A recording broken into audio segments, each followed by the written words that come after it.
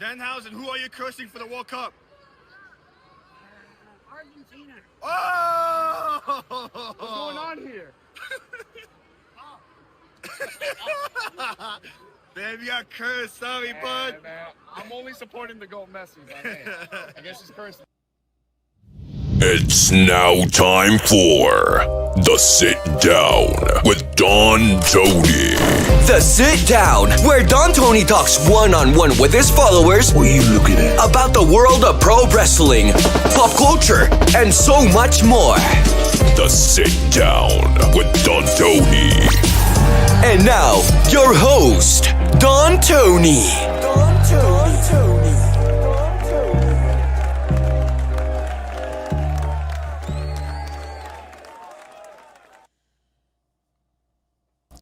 You know, the more I see Danhausen, the more I realize this motherfucker might really be a good luck charm.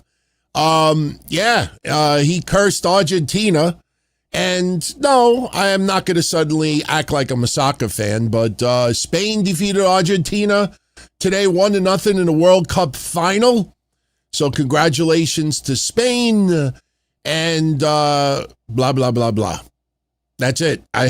We had a conversation about the World Cup final on Thursday, and I think most of us felt that Spain was going to win this. Probably not the margin as we expected because it was kind of like overtime, but good. It's done with. Now we can move on. So, I tell you, we got some interesting stuff to get into. Sundays, obviously, is the lazy show, as I like to call it. I talk about a couple of pertinent topics that not just trend, but seem to have caught the interest of a lot of you out there. We discuss it a little bit. Unfortunately, we have to address things that a lot of people will not. And then what we do shortly thereafter is I open the floor to everybody who is live. If you have a question and you want me to answer it, post it. You have a comment, you want me to share it, post it. You think that I'm kind of chubby, post it.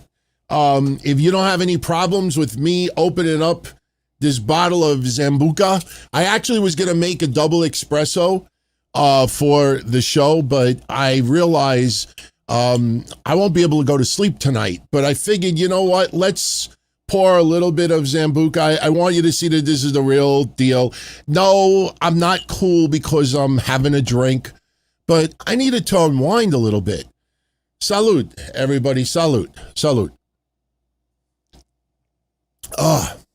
Good stuff, man. Good stuff. Put that in an espresso. Can't get any better than that. Romana Black, Sambuca. So, all right. Got a few things to get into. I have thought about a couple of these topics a little bit because I don't want to bore anybody out there. But obviously, one of the biggest topics of conversation has to be what happened on Netflix Monday with Brock Lesnar's shirt being censored, even though it's already censored, but it was censored on Netflix. They actually put a black bar across talk shit, get it. So a lot of you out there, I hope everybody's starting to realize something. You remember last week I brought up Flix Patrol? That's something I addressed to Dave Meltzer. He never responded to me, and I knew he wasn't going to respond, but that's for a reason. If you go on my X account, the last 48 hours, a spectacular story was posted on Variety and on The Wrap. Now, those aren't wrestling sites, but a lot of you out there know that when Variety talks about AEW, everybody references them. When Variety talks about WWE, everybody references them. When Variety talks about certain topics, every news outlet in the wrestling world references them. So I ask you all a particular question, and we'll get into the article tomorrow. We're not going to bore you today about it, but I ask you the question now just to think about a little bit. How come not one wrestling news site out there is referencing an article that came out 2 days ago about Netflix and how they compute their ratings? Because it goes totally against Meltzer, WrestleNomics, especially Meltzer, Keller, and a bunch of others out there. Because what a lot of you don't realize is that Netflix puts out ratings for like 50,000 shows. They don't just put, well, excuse me, I take that back. They put out ratings for all the shows that do at least 50,000 hours. Sorry, the Zambuca's already hitting me. Any show that's on Netflix that has over 50,000 hours, they will post the 6-month ratings. So in the last couple of days, the wrestling world focused on the premium live events for WWE that has aired the first 6 months. Now remember, Netflix does not air WWE premium live events in the United States. That's for ESPN to do. And those numbers we'll talk about tomorrow. Some of the numbers are very, very interesting. But, you know, my point is, when the Rap and Variety and others were talking about Netflix doing this, and not only that, Netflix may stop doing that and doing it annually. You know, that doesn't hurt the weekly numbers. You'll still get your Raw rating like before, but you won't know the WWE buy rate, so to speak, on Netflix for a full year instead of 6 months going forward. Whatever, not a big deal. But what I found fascinating is those two outlets that posted this article the last 48 hours specifically told you how Netflix comes up with their ratings. And they specifically tell you why it's different from Nielsen. And when you read the article, it is identical of what I told to Dave Meltzer. Dave Meltzer said I was wrong. The wrestling news world will not post that article because it proves that they want to push a narrative that makes them seem right. And tomorrow we're going to share an interesting clip from Brian Alvarez from a year ago. And listen, no, this is not suddenly a vendetta against those guys, but my point is that they are the big names in the wrestling news world. And when you see all the other bullshit news sites copy and pasting them and putting cred into everything that they say, well, what happens is when you want to do research in the future, whether you use Google, whether you use AI, whether you just search news articles, unfortunately, because you got 1,000 sites saying the wrong thing, that becomes fact. And that's a dangerous thing. And the thing I've come to realize, and this has to do with this story about why, and if you look at the thumbnail, there's a reason why we have censored Cody, blurred Bron, blacked out Brock on Netflix. And over the last week, you've seen every news site out there talking about Brock Lesnar's shirt being censored. What you find fascinating is none of them want to know the reason why. And there's a reason behind it. There's a reason why Dave Meltzer doesn't want to know exactly how Netflix calculates the numbers. I could tell him, I could have my niece working for the firm that works with Netflix. You could have Netflix tell him directly, and he still won't accept it. It goes back to that that infamous AJ Styles story from several years ago. A lot of you remember it. I've beaten it to death. AJ Styles, several years ago, was negotiating a new WWE contract. And I don't remember the wrestling news site. They're still around. Could be Shitskeeda for all I know. But they reported that AJ Styles re-signed with the WWE. AJ Styles personally reached out to the head of that news site and said, listen, you're hearing it straight from me. You should have just asked me, but I have not yet signed any deal with WWE. And you would think that they would then say, update, we spoke with AJ Styles directly. You know what the guy told AJ Styles? We trust our sources. They just basically took this giant sausage and shoved it up AJ Styles' ass. They trust their sources. That's one of the early cases of it. And you could say it 1,000 times and no one updates it, because unless their clique updates it or gets it firsthand, they prefer to just ignore it and look the other way. You know why? Because now, by the way, if you look at this thumbnail, you see that picture of Cody? Netflix blurring him? Spoiler. That was a year ago. Or, well, I shouldn't say a year ago. That was in 2025. With Randy Orton and Jelly Roll and all that other shit. So this is nothing new on Netflix. But they're trying to make it seem like, oh, suddenly Netflix is blurring Bron and WWE is behind it and Netflix is behind it and this is this and that. We don't know the reasons why. And then Bron's shirt gets censored. And no one wants to tell you the reasons why. You know why? Because the minute Meltzer says, thank you, Anthony de Blasi. Thank you, Variety. Thank you, Nick Lopiccolo. Thank you, The Rap, for answering that for me. The minute you get your answer, no more articles. No more articles. The minute you get the answer why this is happening on Netflix, when they air gore and they air violence and they air vulgarity, the minute those places get the answer, they can no longer milk it, clickbait it, every week bitch about it, question it, post wrestling.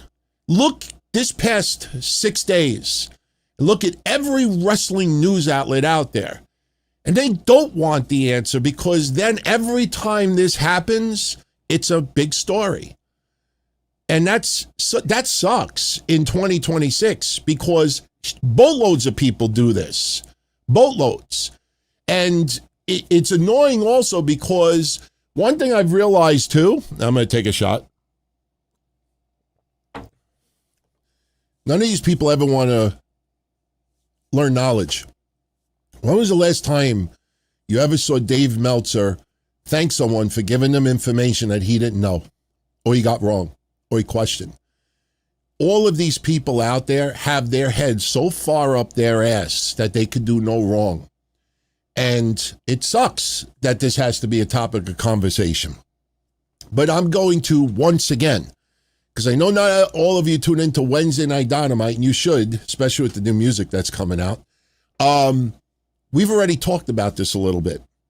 But now, after what happened on Monday, and there's a little twist with the Brock Lesnar shirt, I wanted to give you an update.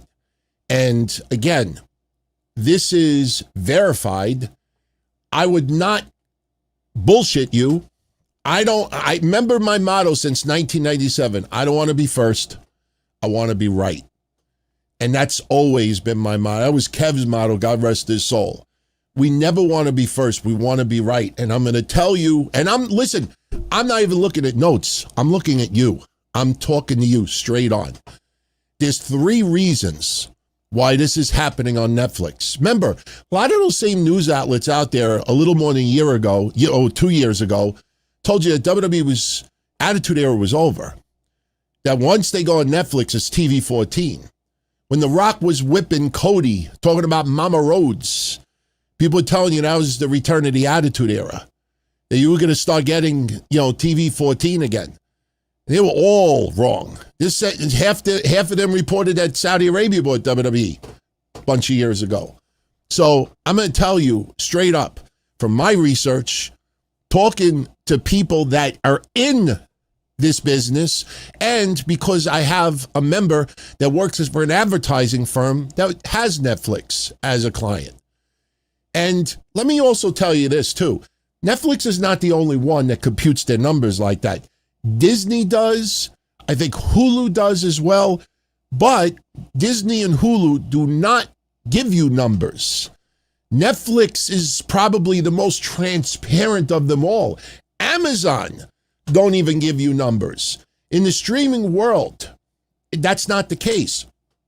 And that's why, in my opinion, why Dave Meltzer never released to the regular world that rating story from a week ago. And the motive was to convince you that Dynamite's rating with Max is within 100,000 viewers of Raw. Pretty much that's what he was saying.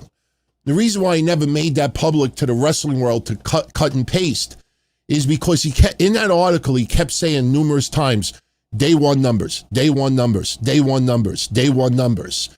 And the thing is that he is giving you possibilities he's given you. It can't be this because of this. And if it's this number, that means the day one numbers could have only been this. And the day one numbers are approximately 400. There is no day one numbers. And then I realized it hit me like a ton of bricks. He's referencing Flix Patrol.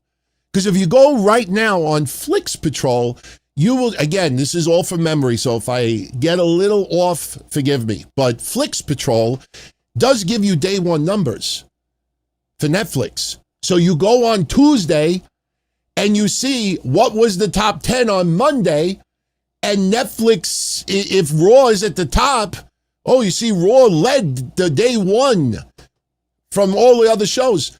Problem is, Flix Patrol does not count live streams. It's only video on demand. So everything that Dave based it on with day one numbers is a figment of his imagination. And that's why he never answered me. Because as soon as I said Flix Patrol, oh shit. When did you ever hear another wrestling news sites ever mention the word Flix Patrol before to you? It almost sounds like a cartoon. It sounds like a cartoon. Let's go watch Flix Patrol. Yeah. So let me just quickly tell you the reason why this is happening. There's 3 reasons why. And I'm going to give you the Cliff Notes version of it. If anybody in the wrestling news world, and I say this sincerely, if anybody in the wrestling news world wants me to give them like a more detailed explanation with some additional info, by all means, DM me. Email me, dontony@dontony.com. DM me on Twitter. My X is open. I mean, there's a lot of spam. For some reason, there's a lot of Japanese women on X that want to have sex with me, and, you know, they kind of think that, you know, I do a great show and, you know, whatever. And it's funny because I get the spam on YouTube also, and how I know it's spam? When they address me as Mr. Tony. Mr. Tony. Hi, Don. There's 3 reasons why. The most important reason, remember, premium live events on Netflix are overseas. Once ESPN realizes we made a mistake with WWE, premium live events in the United States will ultimately go to Netflix. This is just an opinion. I think Netflix ultimately will run everything with all WWE programming. I think once everything is said and done, that's what's going to happen. If you haven't noticed, and I don't have the list of all the countries in front of me, but if you haven't noticed, Netflix is trying to expand into other countries. They have 300 million subscribers. 300 million. They are working on getting other countries like Japan, Germany, and Italy, and other countries. Netflix is working to be available everywhere. And as it becomes available in other countries, programming has obviously needed to be dealt with in different ways, especially when you think of advertising. If we're going to see an advertisement for Real American Beer, brother, and it's not sold in the United Kingdom or Saudi Arabia or, you know, wherever else, you're not going to see that commercial there. All right. You might see an advertisement like Riyadh in the middle of the ring, but you may not see a Riyadh commercial in other countries. So the point is, when WWE works out the deal with Netflix to air WWE programming, there's an agreement that overseas, for a lot of countries, WWE is family-friendly entertainment. Yes, there are plenty of simulated violence movies that are rated PG, family-friendly entertainment. Now, again, this is all coming from my mind and conversations I've had, okay? You look at a country like Germany, they will have age 7 and up. Then they'll have age 12 and up. Then you have age 16 and up. You go to another country like United Kingdom, their age rating system is different. WWE has made an agreement with Netflix that they are family-friendly entertainment. So what happens is they're not going to have Brock Lesnar come out with this shirt. And the United States is like, yeah, there's nothing wrong with that shirt. Yeah, leave it the way it is. United Kingdom turns around and says, I think we might need to censor that. You go to Germany, the fuck is this? We have this very strict age system for our teens, and we cannot accept no blood, no vulgar language. You go to Saudi Arabia, you fucking kidding me? You ain't airing that shit on my show. So what happens is when you get something like that, when you hear Mike Johnson, because they use cute words, they're very smart people. They're very, very strategic in how they word things. When you hear the Brian Alvarez comment from a year ago about BJ Bethel, you listen very closely and you hear, oh, slick son of a bitch. Slick son of a bitch. Because they word things intentionally to keep it vague. So when Mike Johnson confirms that WWE blurred Bron's head, blurred it, what he doesn't tell you is why and who requested it and why it's done and why WWE did it. So, in some countries, they do, since WWE is considered family-friendly entertainment, you cannot have blood, you cannot have vulgarity. When it's live, there's not much you could do about it. There's like a 6-second delay, a 10-second delay, a 15-second delay. Just picture Brock coming out there, jumping back and forth or doing the pyros and walking to the ring and this and that. And my name is Paul Heyman. I'm my advocate, the beast, the Procticon. And they're doing all these things. And you think somebody in Netflix, oh, no, India's going to behead us. No, we got to black it out. No, they can't do much about it until after the show is over. Then when after the show is over, you have to address that some countries will not tolerate that. So they have to go back to WWE and say, listen, we need to edit that out. That's not suitable for here. It's not suitable for this. It's not suitable. And I'm going to get for another reason later on. Netflix doesn't have the master. Netflix doesn't have the master that they could push a couple of buttons and edit it out and it gets distributed. No. WWE has to do it, and WWE is not going to say, this tape is for England, and this tape is for India, and this tape is for Italy, and this tape is this and that, and this tape is for, no, they're just going to do one edit, and that's it. That's why Cody Rhodes, a year ago, last year, whatever you want to say, when it was live, it didn't get blurred out. On the replay, all the blood was blurred out. Why? Netflix has violent movies, TV shows. Why? Because in some countries, WWE is labeled family-friendly entertainment. And rather than do custom edits depending on certain countries, it's one-stop shopping across the board. That is reason number one. Reason number two is advertisers. Advertisers. A lot of advertisers that negotiate with Netflix, what they do is they say, we only want to advertise on programming that is family-friendly entertainment. And WWE programming comes up as that. So what happens is Netflix has an algorithm, just like YouTube has an algorithm. If I put up copyrighted music, within 10 minutes of putting it up, I'm flagged. My revenue stopped or whatever it is. Keep doing it, you get a strike. Their computers are set up to flag it and censor it or make adjustments accordingly.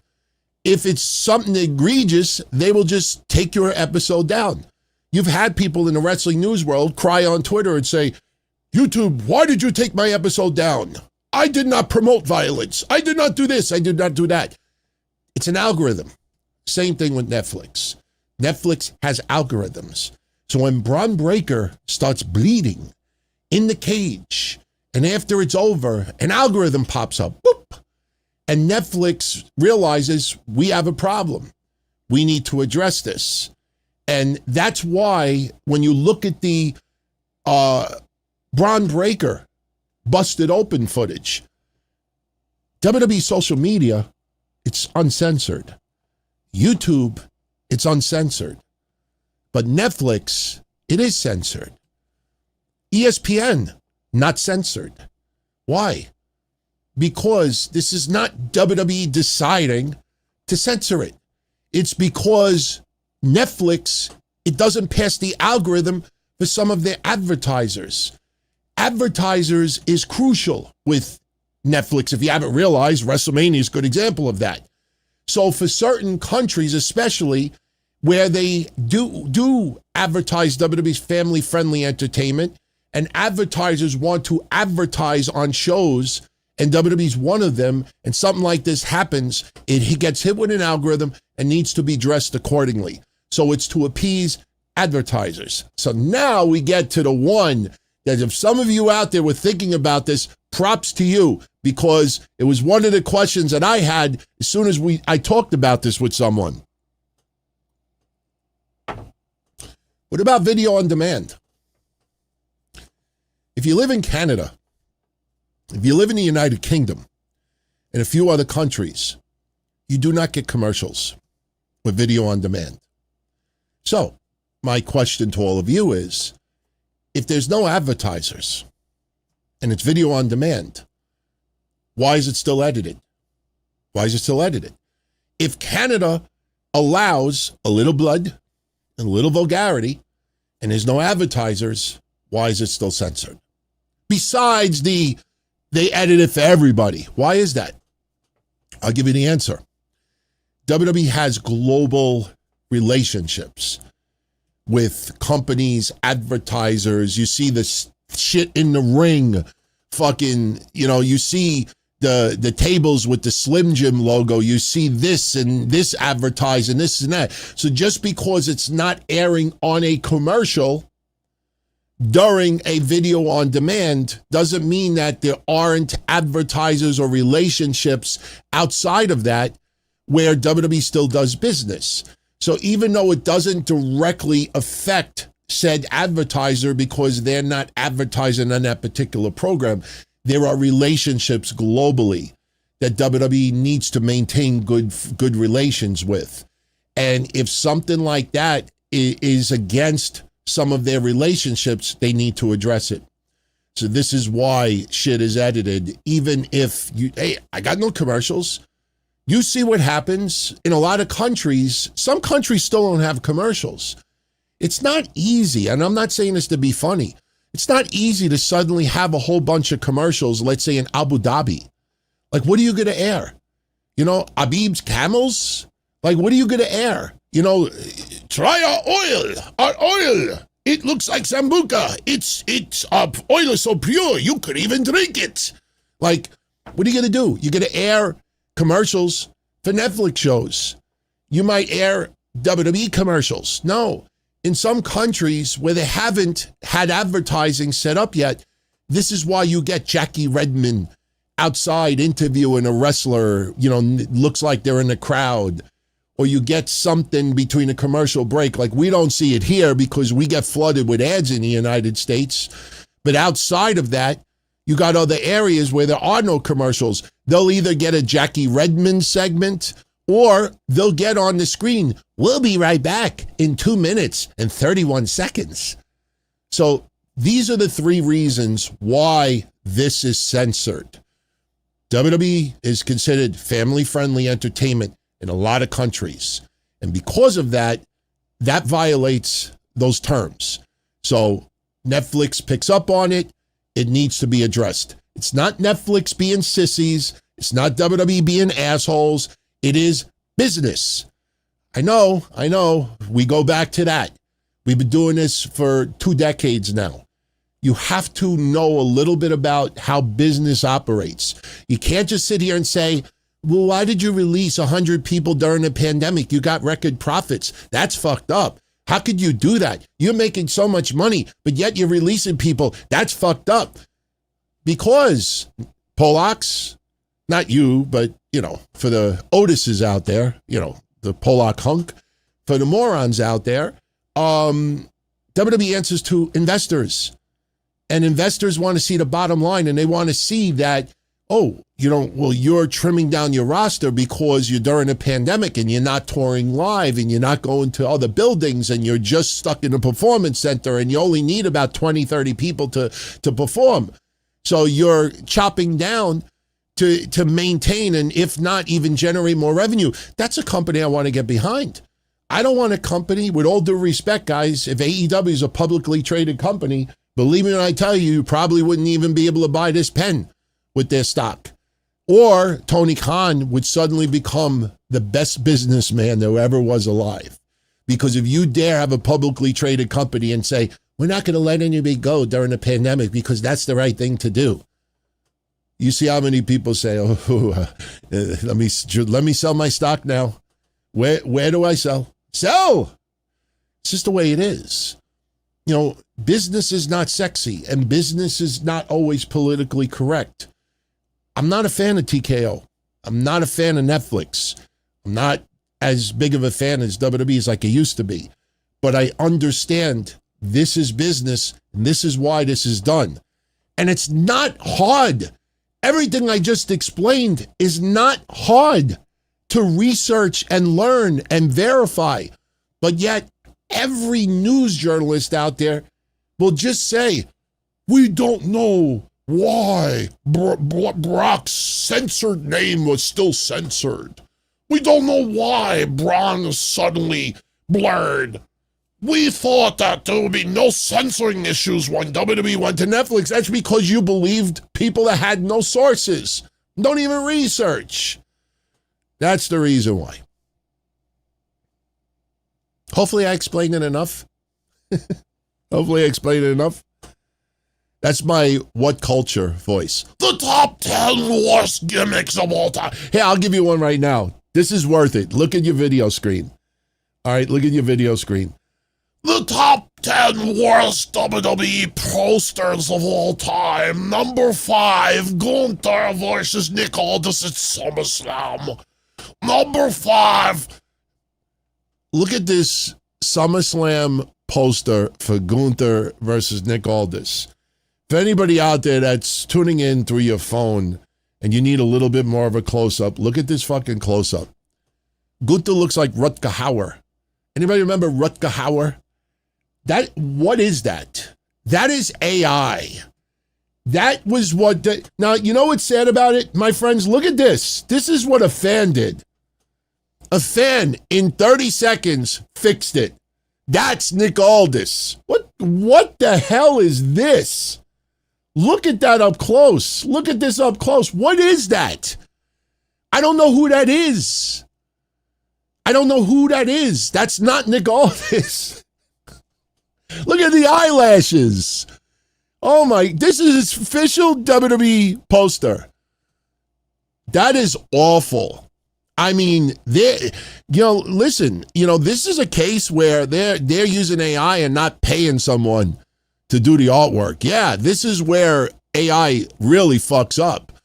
You use it as a tool to help you, not as a replacement. And Triple H, unless maybe something was wrong with his defibrillator, maybe it was being shocked when he looked at it, and I'm not even trying to be funny. I mean, could you imagine if somebody went to him and said, hey, boss, hey, look, boss, this is the poster, and he went to look at it and just zapped it. He just, as he was looking at it, he went to put his glasses up. Yeah, I think it looks good. Let's go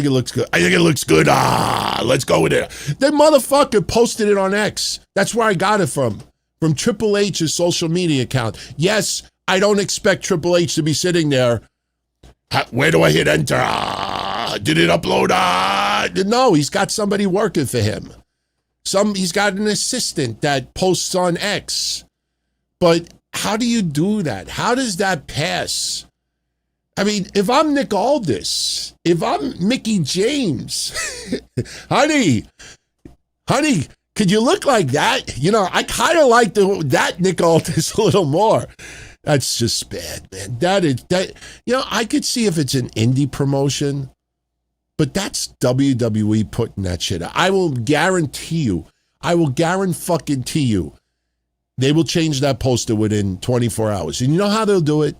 They won't simply just, update it like with the, no, that's not the right one. This is the fan one. I mean, my God, just again, look at the eyelashes. Look at that. Straight as an arrow. It looks like, oh, look how perfect he is. Look at his eyelashes and the eyeliner, but look at his eyebrows. Now, look at the eyebrows here.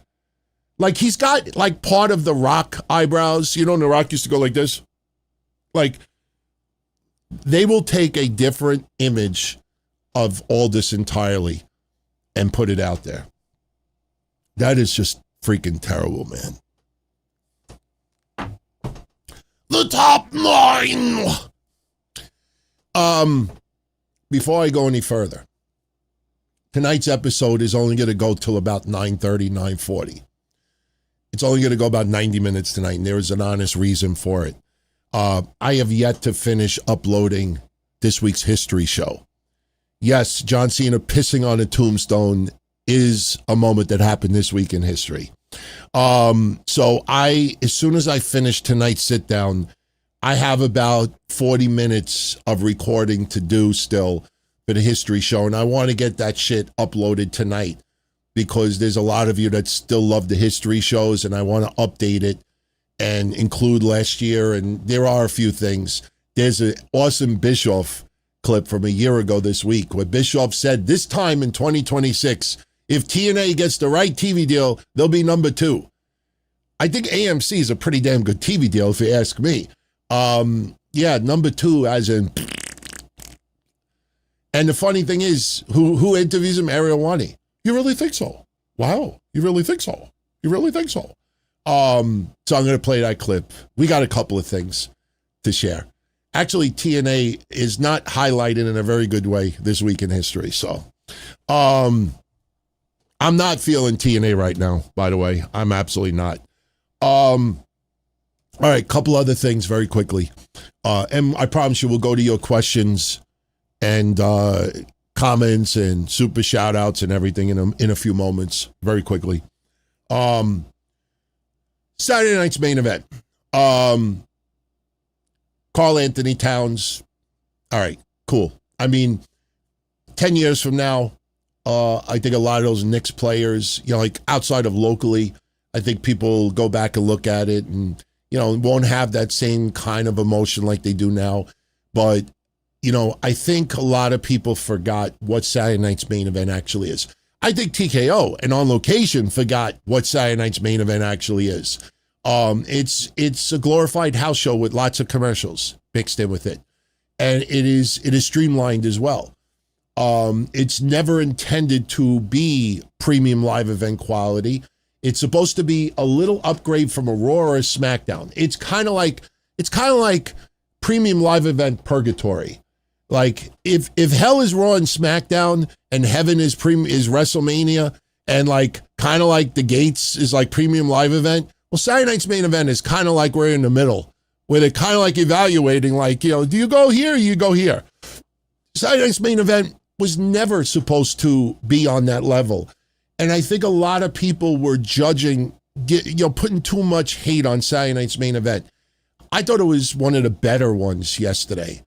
I really thought it was one of the better ones. The Nick Aldis thing, the choking out by Gunther saves why I say that this is not stupid. I actually want to see Aldis and Gunther go. That might be like my third most interested match to see on the show. As far as, all of the boxers and Cooper Dijon, Nikki Bella's ex-boyfriend, who hasn't even grown pubic hair yet, and all the other sports players in the audience. Remember, they have fanatics. They had WWE and regular sports stars there, Tom Brady, fanatics weekend. So you had lots of sports celebrities, sports athletes and celebrities around. And you're like, you know what? Let me catch WWE. I'm a few blocks away from the hotel. I'm not doing nothing. WWE's going to let me sit front row. Sorry, WWE, parents of WWE legends. No tickets for you. No tickets for you. Sorry, Rikishi.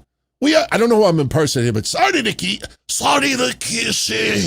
We have to give it to Cooper Dijon. we were going to let you sit front row, but we have to give it to this Detroit Pistons player we never heard of before. You know, you knew there was going to be shitloads of athletes there, whatever. You know, the stuff that they did with Tyrese Halliburton and Jalen Brunson and Roman Reigns and Seth Rollins, you know, it was fine. It was fine. I really did not have any issues with Saturday night's main event. The Danhausen stuff was what it's supposed to be.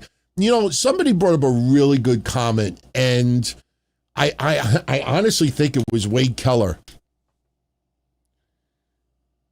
Did I just say what I think I said? I think it really was Wade Keller. I have to give him credit. He said that it's obvious that Danhausen is better fit for WWE than AEW. And it's so on point when you really take a step back. Like AEW, they're all about lighthearted fun and humor and, you know, I'm not saying that they're not, but as far as like, you know, like goofy kids, you know what I mean? Like this is Danhausen's wheelhouse. Danhausen is the official mascot for WWE. I've said that for months now. I think it's fine. He definitely fits that mantra. And the thing is, he's not expensive. You know, he's making lots of money. He's getting a lot of press outside of wrestling. You know, I don't have any issue with it whatsoever. Thank God. Sorry, I don't mean to say this to those. I'm a Paige fan, obviously. I even have given credit to the Bellas. They've done a lot better than I thought they would when they returned, especially Brie. I'm like shocked. But thank God they lost the titles yesterday. It was time. It was just a lot of smoke and mirrors. They're just, you know, Nikki Bella is this close to returning. So you want to reform the Bellas now, reform the Bellas. You know, you want to do trios things, have Toxic Attraction, Fatal Influence, Fatal Attraction, whatever. Just have Fatal Influence feud with the Bellas and Paige. Do that for a month. I don't think anybody would have a problem with it. But thank God they took the belts off of them because it was a nostalgic tour. That's all it was. I mean, you watch how they beat like Nia Jackson, Last Legend. It's almost like WWE granted wishes. You know, it's almost like when people like Connor, God rest his soul, pinned wrestlers in the ring. You know, like it was just felt like Make-A-Wish.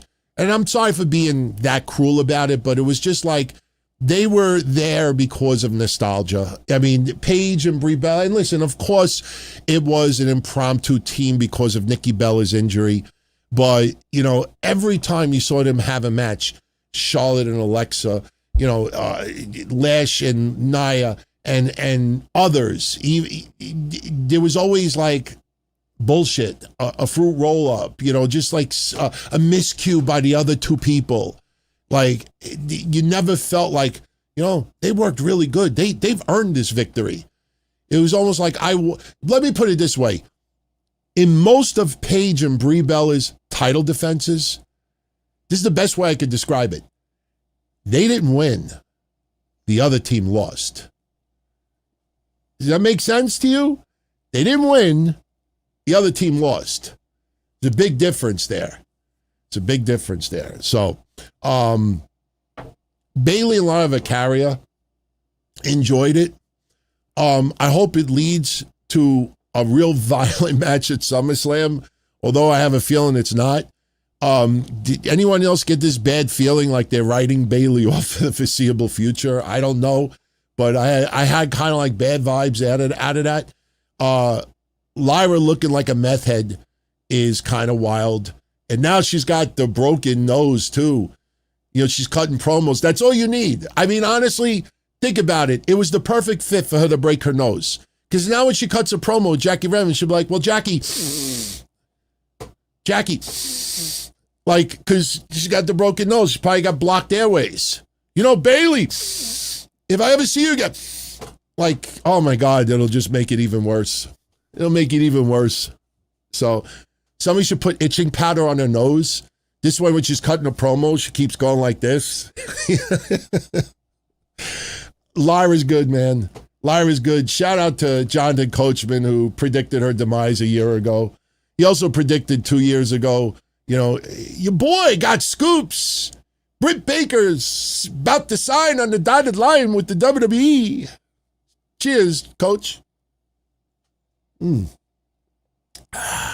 was good. Smooth. My Ralph Furley. Smooth. I hope WWE doesn't cut her. TKO, I think, could say, listen, I don't think she works enough still that she doesn't need a pay reduction, but wouldn't put it past TKO to say, hey, listen, honey, you've done everything here, but we got to take a step back a little bit. We'll still give $800,000. It's not like we're saying like you got to pay us if you want to stay. Tozawa.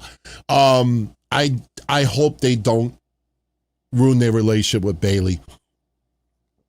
Of course, you can't use the lifer remark anymore. Maybe with a select few, but when someone takes over, it's almost like you have a family business.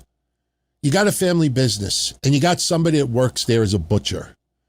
And the business has been family run for 20, 30, 40 years.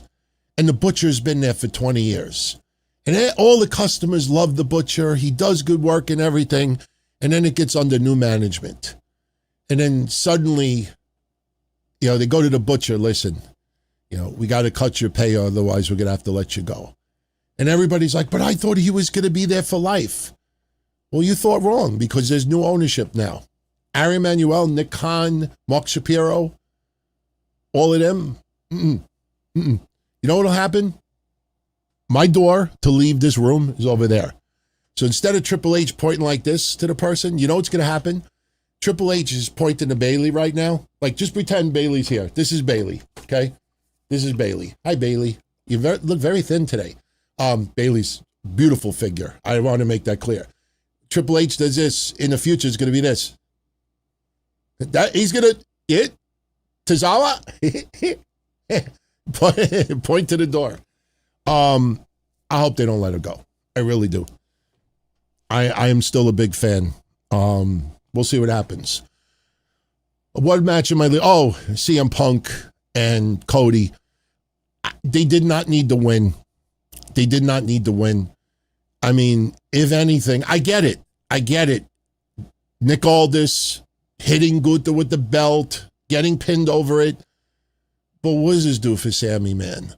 I mean, is this what it comes down to now? Is Sammy getting the sympathy push? Is this what it is? Let's fuck up Sammy so much that the fans will want him even more. Let's just, give the perception that we're treating him like shit, and the fans will get him behind more. It's kind of like they're just not calling him like Shorty Gable. They're not just giving him like a goofy gimmick to go along with it. I don't want Sammy to have the sympathy push. You might as well rename him. Instead of sympathy, it's Sampathy. Sampathy. We don't need a sympathy push. Where does this leave him? Seriously. I don't like it. The dissension with Cody and CM Punk, we knew that was coming. The only thing that sucks about it is now you get all of these retards the last 25. Is CM Punk turn? You heard it here. Unpopular opinion. These are the same motherfuckers that were telling you for 3 or 4 months that CM Punk had a falling out with WWE and TKO. They didn't like the booking of AJ Lee. They didn't like the way she was used. There was heat from the airport. There was heat from the hotel. There was heat from this. There was this and that. Friction this. I remember when we covered it. They're giving him a break. He had a spectacular run as the world heavyweight champion. He left. They gave him a break. Similar to Stephen Ivicare. Here, take a couple of months off. Unwind, recharge your batteries, clear your mind, take care of your stuff at home, spend some time with your wife, and then we'll bring you back after a while. For us wrestling fans, we don't like that. Us wrestling fans, why is he not on TV? But you know what happens? The wrestling news world gets bored. And the wrestling news world has no CM Punk scoops. So Oh, my sources say, the rumor is, reportedly. And none of it was true. Zero of it was true. So, that's what we got coming at us. Punk might turn heel. Cody might turn heel. At the end of the day, you see the amount of revenue that Cody still brings in amongst fans. You're not going to give fans a reason. You turned your back on us. You stabbed us in the back. I was going to pay $460 to hang out with you on a bus. Now I'm going to spend that money on AEW. Like, Cody is still insanely over. Punk is insanely over. You're not going to change that, especially with TKO. If this was Vince, and Vince didn't care if the stock was $110 a share or $70 a share, as long as he was blowing his loads and fucking, pushing his power around, he had his money. He didn't care. I can die tomorrow. I still got everything. Like, it's different now with TKO. It's a lot different now. They're not going to turn around and say, he's the highest merchandise seller right now. Let's turn him heel. No. SummerSlam, and we'll get into questions in a moment. SummerSlam ticket prices. Oh, and the WrestleMania. First, SummerSlam ticket prices. They're doing now $25 sales. Do not be fooled. Do not be fooled. These are base tickets that are available on Ticketmaster that have not been, this is not the secondary market. You go in the secondary market, you will still see tickets there for $4,000, $6,000, $2,000, $950. Not every scalper bought a WWE ticket. They didn't sell out 75,000 seats. They didn't sell out 25,000 seats. Remember this, my friends. When WrestleTix tells you distributed, all they're doing is counting dots. They don't know how many of those dots were bought from scalpers. So just because 24 tickets were sold, it doesn't mean that 24,000 fans are going to SummerSlam. That means 24,000 tickets were either sold or some were comped. They're just counting dots. That's all it is. So you have, they're setting it up for like 30,000 seats. So there's like 5, 6, 7,000 tickets still available. Those are tickets that are not secondary market. Those are the tickets that WWE is cutting down a little bit. And it's the boondocks, my friends. You ain't getting no floor seat for $25. If you want to sit in section 440, yeah, $25. Now, you know what's going to happen? You're going to get a whole bunch of scalpers now that are going to buy the $25 tickets.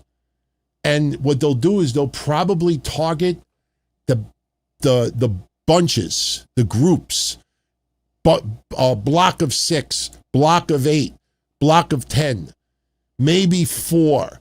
Because what happens? You start selling a decent amount of those tickets, and you're a bunch of a family of 6, or you're going to triple date with other people, or you're going with your friends, and like, we want to get 6 tickets, next to each other. You'll realize, oh, there's only 3 here, and there's 3 2 rows down. We're going to have to sit there, and you're going to sit there. You could wave to us. You're like, no. A scalper isn't stupid. I'll buy the block of 6. This way I can jack up that price because, hey, you're getting 6 in a row. It's kind of like my old, collectibles, the cards.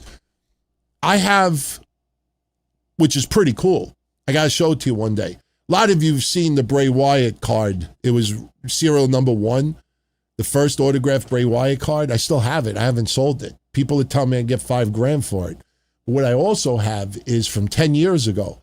I have Bray Wyatt, Luke Harper, Bray Wyatt, God rest his soul, Luke Harper, God rest his soul, Braun Strowman, and Eric Rowan. I have 4 autographed cards, serial to 50. Every single one of them is the same serial number. So if it's like 5 out of 50, each one is 5 out of 50. And that took me probably a year way back when to find them. I would just scour eBay, and finally somebody put up serial number 5, grabbed it. So something like that, I probably could get a little extra for because every single one of them is the same exact serial number. It's not number 5 of 50, number 18 of 50, number 44 of 50, and number 3 of 50. So that's what's going to happen. But if you want to sit in a reasonably okay seat for $25, I would do it. I would absolutely do it. In fact, one thing that WWE's making a huge mistake right now is they still haven't announced which matches are on what nights. I mean, we know Seth and Roman will likely close out night 2. Even though I kind of feel that Cody and CM Punk have earned the close night 2. I would wish Cody and Punk would close out night 2. And that's still a possibility, but who knows? But you got to tell people, not everybody is going for the cheap tickets. There are people out there that are still waiting and saying, listen, before I drop $500 on a ticket, I want to know what matches am I getting.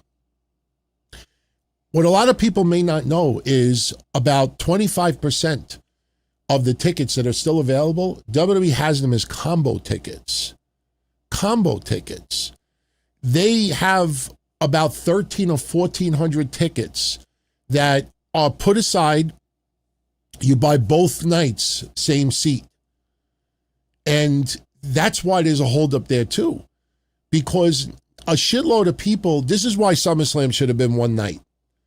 Because last year is different. It's New York, Jersey. It's a year less of the same old shit. A year before, TKO's tactics got even worse. It's a year less of just a lot of crap that we've gotten. So it's different. We're coming off of 2024 last year. 2024 was a pretty fucking good year for WWE. And it bled into 2025, and you still felt, and plus the 2-night thing was something new. Here, you got fans that want to choose one of the 2 nights, and they can't because they don't know what's going to be on the shows. I don't want to see an interim champion being crowned. I don't want to see Dan Housen. I don't want to see Roman. You don't know what's on each night. So you got people that are holding off from putting serious money down. This is not cheap shit. That's one of the big errors that WWE's doing right now, man. Not fucking telling people what. I'm sure this week we will find out. We will definitely find out, but it should not have taken this long. There is no reason. Tell me any other form of entertainment out there that, even when you do concerts, you have a weekend of concerts. They give you the schedule. Performing from 10 a.m. to 12 noon, Aerosmith. Performing from 12 to 3. You get the lineup, you get a schedule. Here, they're the only ones, big mistake, man. But, listen, WWE ain't hurting from SummerSlam. Yes, they booked 70,000 seat buildings, an arena, 70,000 seat stadiums. And they're only going to get about 28,000, 30 if they're lucky. That's still less than half full. For the amount of money they're commanding, a lot of, and again, you have no build. You have no build. You don't have the luxury like WrestleMania where you got 4 months of eat, sleep, shit, WrestleMania hype with countdowns and everything else. That's why there's so much attention to WrestleMania. Here, you're literally doing it weeks in advance. And that's why it doesn't give enough time to get people to really start feeling it. So one last thing, we'll get into questions and then we'll wrap it up. As far as WrestleMania 43 goes, if you didn't pay attention closely, you didn't realize it, but WrestleMania 43 in Saudi Arabia will be 2 nights. That is confirmed. If you watched the video yesterday, if you listened to it closely, they told you that each night of WrestleMania So WrestleMania 43 in Saudi Arabia will definitely be 2 nights. And as far as the idea of having worlds collide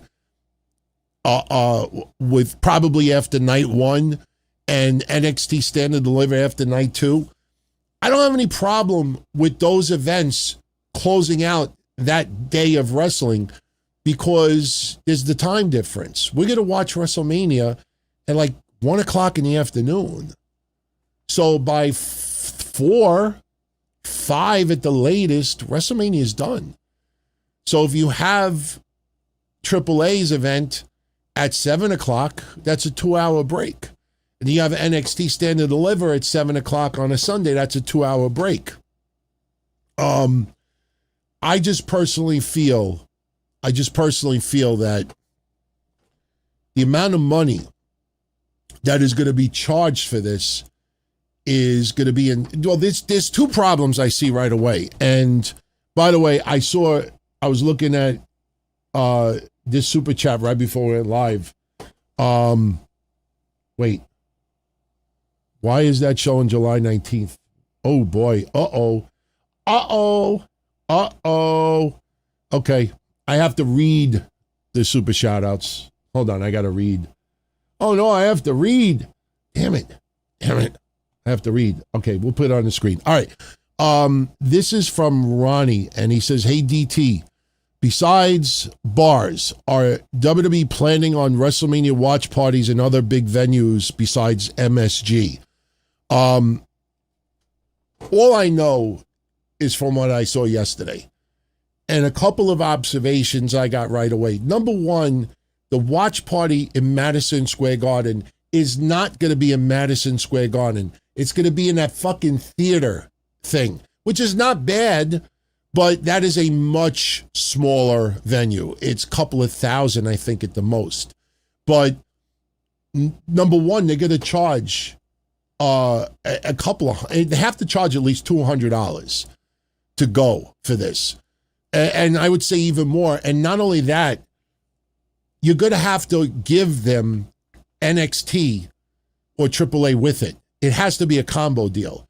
Because the reason why I say that is this is not like a baseball doubleheader where, you have a ticket for game 1 and then game 2 is going to start in a half hour. So I got to leave the stadium because someone else is going to be sitting in my seat in a half hour. Fuck that.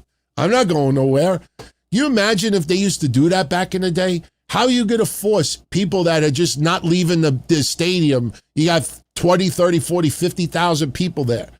So they're going to have AAA and NXT start within 30 minutes of WrestleMania going off the air. They have to.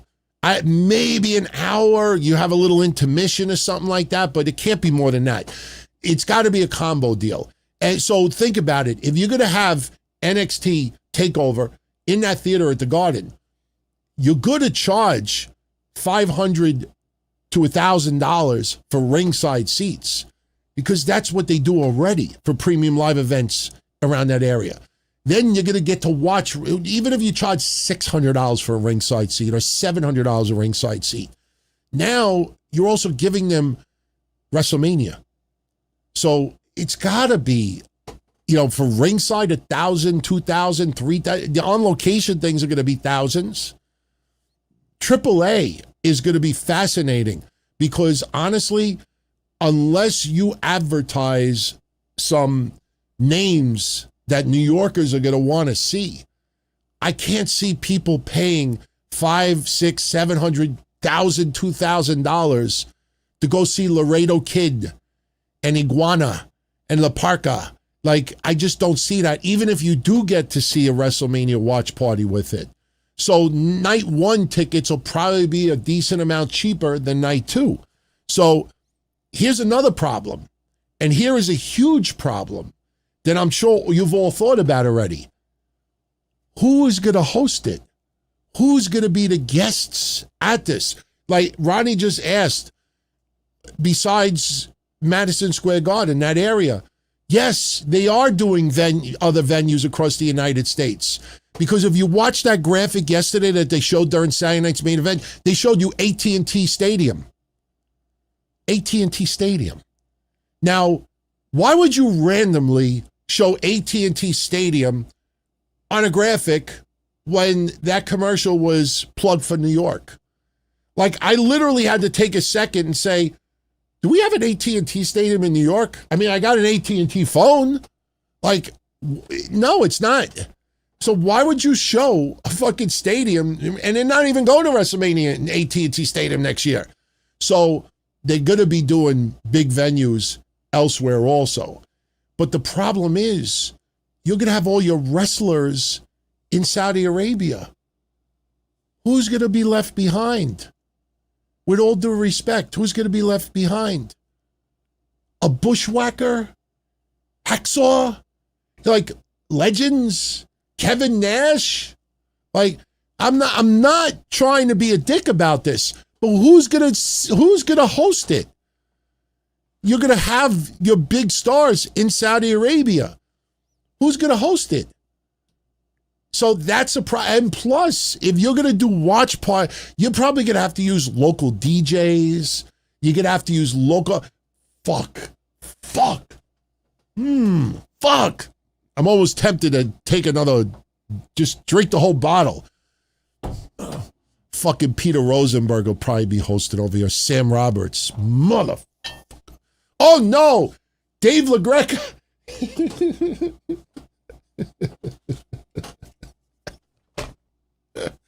Oh my God. Busted open hosts. WrestleMania meets Triple F. Fuck that. No. But really, think about it. Who's going to be hosting? Natty? Like, who are you going to have? Like, wrestlers, Tozawa? Like, people that are probably not going to be on the big card? Like, just imagine you're in Texas and you got, Hick Life Field. You're going to seat 7,000 for a WrestleMania watch party. And the special guest will be Otis and Tozawa.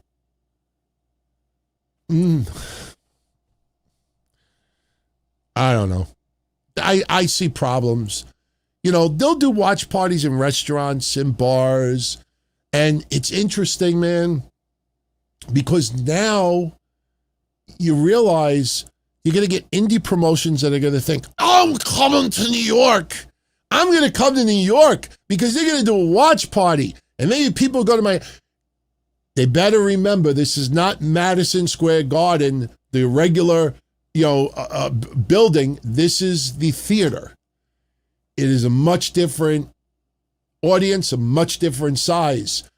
You're not going to get, put it this way, you'll get liars, but you're not going to get someone that says, I traveled all the way from Australia to go to a watch party. So you're not going to get the crowd. Local companies, yes. I saw people, Tony Khan better do a major event that weekend. And what does that do? Like, it's a watch party. Like, what are you doing? You're stopping people from going to a watch party? Like, you might hurt AAA's attendance a little or NXT, but you're not getting people coming from different countries. WrestleMania, you have people traveling from 60 countries going to WrestleMania. Anybody that travels from a distant country to go to a watch party, I got a bridge to sell you. Like, that's no. The people saying that, and not saying it because it's smart. They're saying it because they just want to be a dick. I hope Tony Khan doesn't fall for that shit. You want to do something in Florida, you want to do something there, yeah. But to turn around and say, he should come to New York, and he should do a show. Who's he going to attract? My neighbor? People from Brooklyn? Latinos from Spanish Harlem? Like, what audience is he going to attract? You're not going to get the rich bitches traveling from Colorado and California and United Kingdom and Australia and India and Germany and Italy and Sweden. Hey, no way John Cena is going to be left behind. No way. Yeah. James Ellsworth, sure. I could see shit like that. So we'll see what happens. Shout out to Jermaine Reyes. Thank you, Jermaine. What's up, DT? Did I see the video of Paige flirting with Dirty Dom over the weekend? Any chance WWE turns this into a storyline? I don't think so. I really don't. I mean, I personally don't see WWE doing a storyline where Paige is going to be romantically involved with someone. And yes, especially because of what happened in the past. I just think when it comes to relationship, there's certain people you could do that with and there's certain people that you can't. I don't think I think it's just people having fun. Fanatics, I've seen a lot of videos. It's really cool shit with Liv Morgan, even though she can't throw 3-pointers for nothing. There's a lot of good videos out there. Anybody see that Stephanie Vaquer lookalike? Woo! I mean, she nailed it. She nailed it. Ass and all. I mean, nailed it.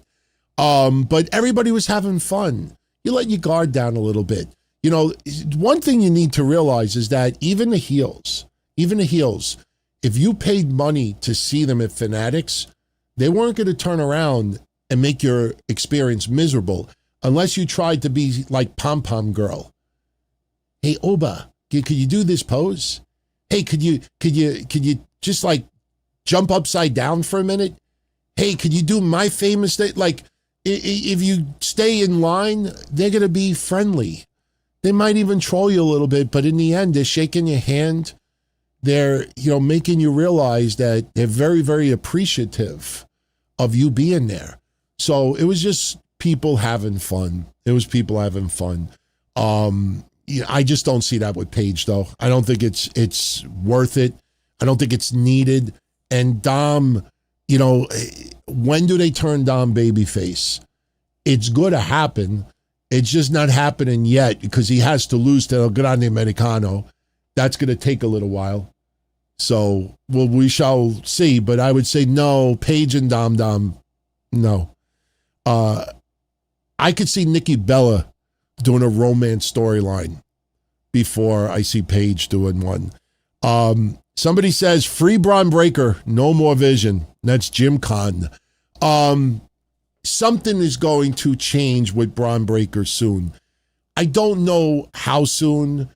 Right now Logan Paul's out. And yes, he's coming to the shows. He can't get physically active much at all. Bronson Reed is close to a return.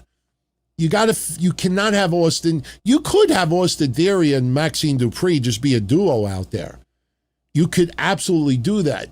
But I just think they're going to keep them as a unit right now because that allows tag team matches. That allows, mix and match, especially when Bronson Reed returns. And I think maybe when Logan Paul is ready for a return to the ring, and Logan Paul's not that far away, a couple of months, but I think they may keep them together for a few more months. Bron Breakker has years ahead of him. Bron Breakker is the future of this company.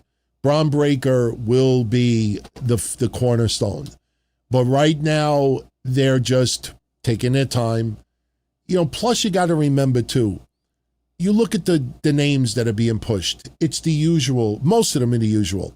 Cody Rhodes, Seth Rollins, Gunther, Roman Reigns, LA Knight, the Usos. Like, you look at cards from 2 years ago and the people that are getting the most play are the same names. So for Bron Breakker to sneak in there and leapfrog a lot of those people, yeah, he beat the shit out of LA Knight. Yeah, he'll beat up an Us. Yeah, he'll beat up, but as far as overtaking Cody right now, overtaking Seth right now, Roman Reigns, CM Punk, like there's too many names. Like, even Oba, by doing this keeps Oba away from the title picture. And then once all that's done, I still think Oba, like an IC title, will probably be his first championship. I don't see him winning world gold anytime soon. So for Bron, they realize he's the future. It's kind of like you're playing cards and you got the Joker and you can use this motherfucker whenever you want. Like, you got that ace in the hole. And you might have to expedite it because of other circumstances. But right now, I wouldn't change it. I wouldn't change it. It's frustrating. I don't particularly want to see Bron with Logan Paul or Bron with Seth Rollins or Bron. You know, it's kind of like when Randy Orton was with Manu. You know, I mean, there's others. I'm not trying to single out Manu, but anytime we could bring up Manure, of course, we'll do that. So, Bobby Means, thank you, Bobby. Bobby. Since WrestleMania is in Saudi, could we see it airing at 1 o'clock in the afternoon? And that's his birthday. Awesome, man. Wait a minute. Oh. When's your birthday? Don't super chat it. No, you don't have to post it, but I'll tell you why I say that. Do we know what date WrestleMania 43 actually is? I don't recall them mentioning dates. Someone in the chat, let me know. Did they ever mention an actual date for WrestleMania 43? It could, listen, it's happening in April. It's definitely happening in April. So you got a 1 in 4 shot. You got a 1 in 4 shot of being right. But I don't recall them mentioning the actual date. Maybe I'm wrong. Maybe I'm just, a little on the Zambuca right now. But someone in the chat, clarify that for me. But happy birthday. Well, not yet. Or happy belated birthday, depending on how you look at that. But, yeah, they haven't said the date yet. My guess, 3rd week in April. Yeah, 3rd week in April. The weather's not that bad in New York at that time. It'll be kind of chilly. That's another thing. It'll be kind of chilly. So, all right. 316 MMA. With 2 weeks left, how do I book Liv and EO? There's not much more you could add to it, but Stephanie Vicaire is this close to a return, and I don't know if you reintroduce Stephanie Vicaire to television until after this match is over, because who else is she going to start mingling with? Like, suddenly she's talking to Sal Ruka and she totally forgot about Liv beating her for the title at Mania. So I don't think that would be a good idea. I think you just have, just a face-to-face and a pull apart, and that's really it.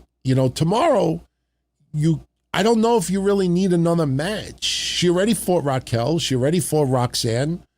There's really no need to do anything unless you want to do something with Sal Ruka.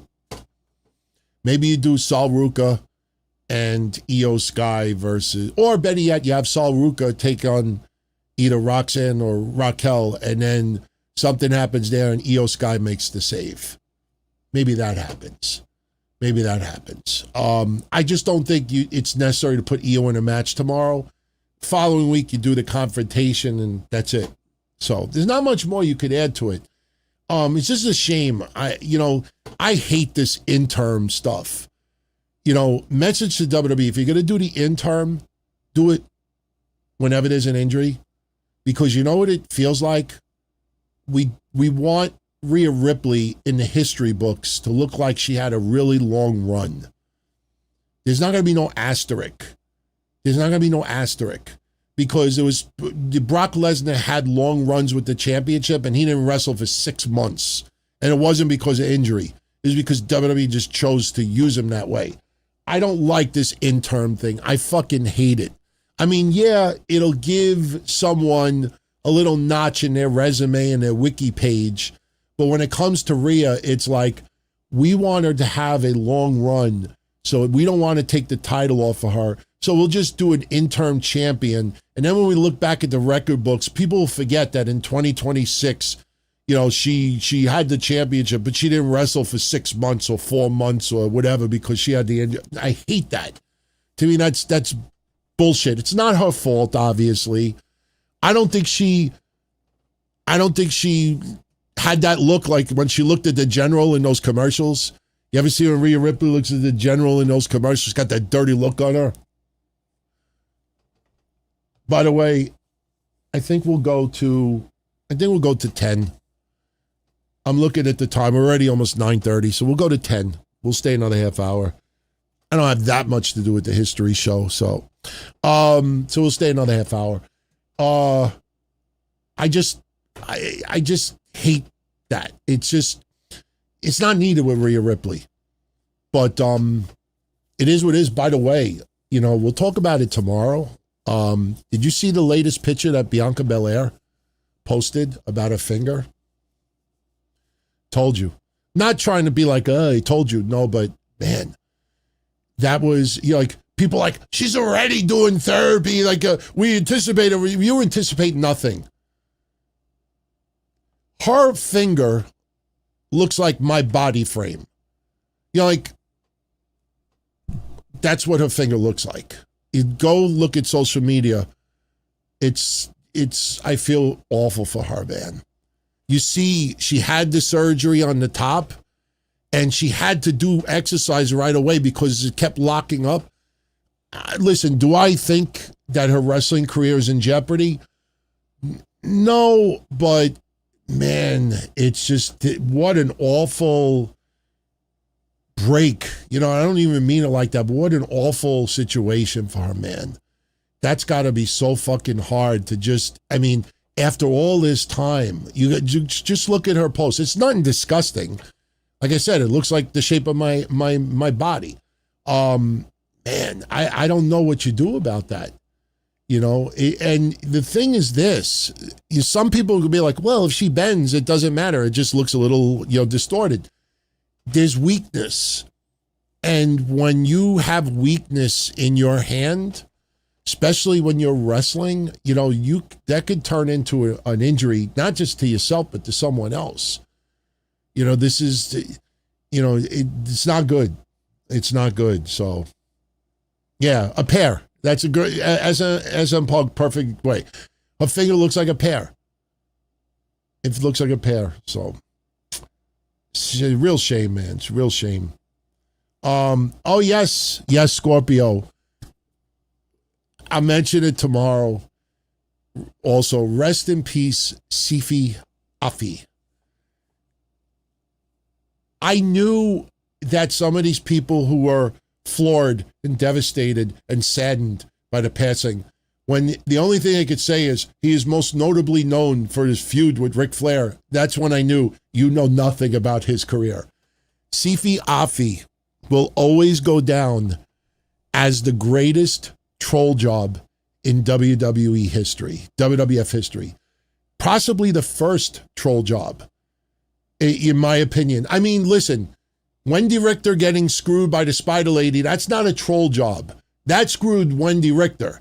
As far as the fans go, totally, this is the first time Vince McMahon fucked the fans. And you guys gotta go out of your way. I'm almost tempted to play the video tomorrow and get hit with a copyright strike just for the hell of it. It's worth it. In fact, that's what I'm going to do tomorrow. I'm going to upload the video private. And I want to see how YouTube reacts to it. If they just say revenue paid to the original, fine. And I'm not even worried about the WWF footage. I'm worried about Shaft, Isaac Hayes. Damn right. That's what I'm worried about. I got to see what music company owns it now, because some of them, they don't play. Homie don't play like that. Let me set this up a little bit. Jimmy Snuka, obviously you guys know what he did and all that other stuff. Well, Jimmy Snuka had left WWF middle 80s, okay? And he was by far one of the top 5 most popular wrestlers in that company, maybe even top 3. And he left. So one night in Madison Square Garden, somebody's in the ring and you hear the song from Shaft. You probably have all heard that song by Isaac Hayes, the 1970 song, Shaft. Damn right. So you hear that song, and the song, the name of it is so perfect because Vince gave the fans the shaft. You hear this song, dun, dun, dun, dun, dun, dun, dun, dun, and all of a sudden you have Howard Finkel in the ring go, from the Fiji Islands, and everybody, it's on video, everybody gets out of their seat and looks at the gorilla position. everybody can't believe what they just heard when he says, and he said, the way he said it says, from the Fiji Islands. Everybody gets up and looks. All of a sudden, curtain moves, and Howard Finkel says, Superfly. And the building got so loud, and I wasn't there that night, but I talked to Georgianne, who was there, and others that were there, and they told me the building was so loud, all you heard was Superfly. Soon as he said Superfly, the crowd started going nuts. And when he said Sifi, Afi, no one heard it. So you look at the fans, and they're all losing their shit because they think Snuka just made a return, a shocking return. And here's midget Sifi Afi with some weird headdress on, and he's got some like thing in his hand, and he's going down the rampway. And I felt bad for him because he's looking around, and he's got this look on his face. He's like, oh my God, they all love me. He felt like $1 million. He had this smile on his face. And it's awesome because the minute he gets to ringside, you got to watch the people sitting in the first couple of rows because they all think it's Snuka coming down. And then all of a sudden he gets to ringside and you see the look on people's faces go to anger like, the fuck is this? This ain't Snuka. What the And he gets in the ring and he starts swiveling his hips. And people are like, what? What is this? And then he does like a fire thing. And Gorilla Monsoon's trying to sell it. And the fans were pissed. They were fucking pissed. And all of a sudden, we want Snuka. And he's never recovered from it. Never recovered. He tried to do a Superfly splash. It was horrendous. Sifi Afi. I mean, honestly, like back at that time, like if I took a massive diarrhea, you know, like my mom says you do number 1 and number 2, I would have said I did an Afi. Sifi Afi we hated that guy. And he didn't do nothing wrong. It wasn't his fault. But Vince made everybody think that Superfly Snuka was coming. I think they said he was the cousin of Snuka. It is the ultimate troll job. It's the shaft. You got to watch the video. Even if you've never heard of this guy before, go out of your way and watch the video. Just watch the fans' reaction as soon as he gets to ringside. He's in a daze. It's almost like a virgin nerd that walks into a club and every woman turns around and looks over to him and he thinks, oh my God, everybody loves me. Everybody wants to. And then he realizes quickly that there's some hot guy standing right behind him and like nobody was paying attention to him. It's so funny. And I've said, that's Sifi Afi. That's what he is most known for. So all these websites cutting and pasting Ric Flair's, nobody fucking remembers him with Ric Flair. Fuck out of here. Sifi Afi, the biggest troll job Vince McMahon ever did to them. That was ultimate. That was awesome, man. It's on YouTube. Just look up Sifi Afi Madison Square Garden debut. It's there. I'm going to see if I can't get in trouble, even if I lose ad revenue tomorrow, I'm going to show the video tomorrow. If I do run into trouble, I'll just post a link then instead. So, all right. So rest in peace. He lived a long life. But he just never recovered. I remember when he did the fire thing. It was just so bad, man. I don't know what they were trying to do with him, but bad. I'm not a fan of Dark Side of the Ring, but Roderick says my thoughts on the fall of TNA. To me, it's the fall of Dixie Carter. You know, like I'm not a fan of Dark Side of the Ring. I've watched a few clips, and to me, it's all because Jeff Jarrett was available. To me, this is just a piece to prop up Jeff Jarrett. It's almost like the rise and fall and rise again of Jeff Jarrett. That's what it feels like. I mean, honestly, this was not needed. It was not needed. I mean, you know, Hogan coming in and Bischoff coming in was a business decision. It still popped good ratings on television to the point that, you know, they had this false perception that they could compete with WWE. But, you know, it's not like shit tanked. When you watch those shows at the time, it's not like they only drew 300 people. To me, if you were going to really put this out there, then you be honest and you start talking about some of the drug activity and how some things were fucking pushed to the side because they weren't a publicly traded company. You know, you bring up certain things. I mean, I get it. They brought up Jeff Hardy. They brought up the generic stuff. But there was a deeper issue. Plus, there's a lot of, stories out there, sexual, that if you're gonna do 3 dark side, this is not, mild side of the ring or, somewhat dark or kind of mid. No, this dark side of the ring is dark. Dark. You killed someone. This person OD'd. This person committed fraud. This person committed murder. This person, it's not, they're leaving out important things. To me, 3 episodes was not necessary, but it's like, hey Jeff, we'll put you on a pedestal.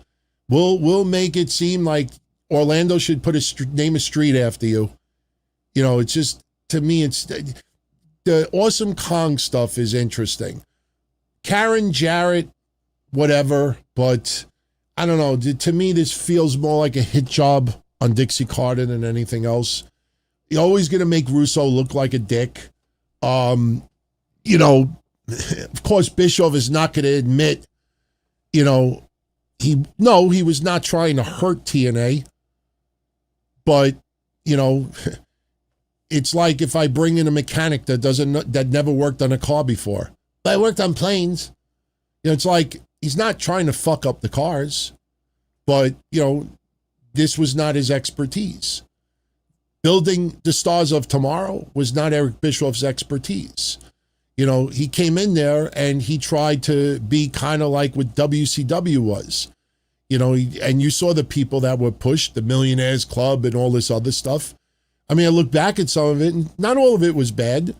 But, of course he's going to say, I didn't try to hurt it. No, of course you didn't.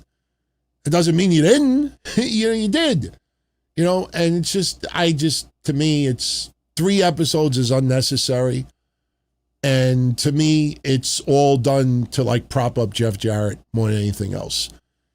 It's like all these alleged stories over the years. Now, when you go on AI 6 months from now and you bring up things about TNA, now it's going to give you answers based on Dark Side of the Ring. It's going to rewrite history a little bit. And it's going to put blame in certain areas that don't deserve it. That's what it's going to do. Yeah, this isn't not so Dark Side of the Ring. You go dark. That's what it is. It's like, oh, I'm going to make a horror film, but I'm not going to kill anybody. Tristan, my thoughts on Triple H and Stephanie, the drive-through running. Funny, but not funny because, they made it seem like she was drugged. Would not pass in 2026. Shouldn't have passed back then either. But she ended up wanting to be married to him, and they ended up really getting married. So it kind of all worked in the end, but not very good. If she was sleeping, whatever. But the perception of drugged is not very good.